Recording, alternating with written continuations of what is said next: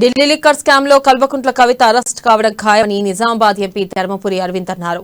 ప్రజాగోస BJP భరోసా పేరిట సైదాబాద్ వినయనగర్ లో నిర్వహించిన కార్నర్ సమావేశంలో ఆయన మాట్లాడుతూ Delhi deputy CM Sisodia arrest అయ్యారని, కవితను అరెస్ట్ చేయడం చిన్న విషయమని తెలిపారు.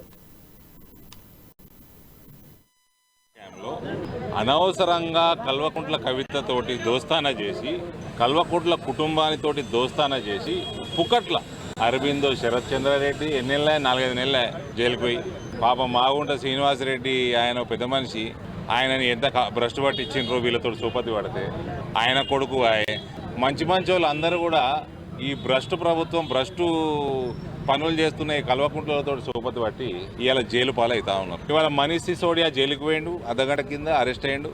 కల్వకుంట్ల కవిత కూడా అరెస్ట్ కాక తప్పదు. ఆమె ఇన్వాల్వ్మెంట్ క్లియర్గా కనబడతా ఉంది. ఆమె 100 కోట్ల దాకా ముడుపులు ఢిల్లీ ప్రభుత్వానికి చెల్లించి, అక్కడ లిక్కర్ పాలసీలో ఫ్లెక్సిబిలిటీ పెంచి, ప్రైవేట్ ప్లేయర్స్కి విపరీతమైన ప్రాఫిట్లు పెరిగేటట్టు ఆ పాలసీ డిజైన్ చేసి, ఆ రకంగా చేసి ఇక్కడ ఉన్న లిక్కర్ ప్లేయర్స్ని తీసుకుపోయి ఢిల్లీ ప్రభుత్వంలో ఒక బ్రోకర్ పని చేసి ముడుపులు తీసుకుపోయి అక్కడ అందజేసి, ఇది మొత్తం ప్రణాళికలో కల్వకుంట్ల కవిత చేతు పెద్ద ఎత్తున ఉంది.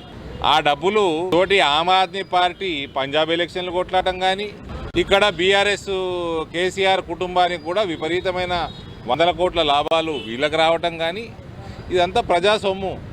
ఇది ఢిల్లీ ప్రభుత్వం యొక్క అక్కడ ఆ ప్రాంతం నుంచి అక్కడ చేసిన స్కామ్ సొమ్ము. ఇక తెలంగాణ ప్రాంతంలో జరిగిన ఈ లక్షల కోట్ల కుంభకోణాల సొమ్ము కూడా బయటకు వచ్చే సమయం కూడా వస్తుంది.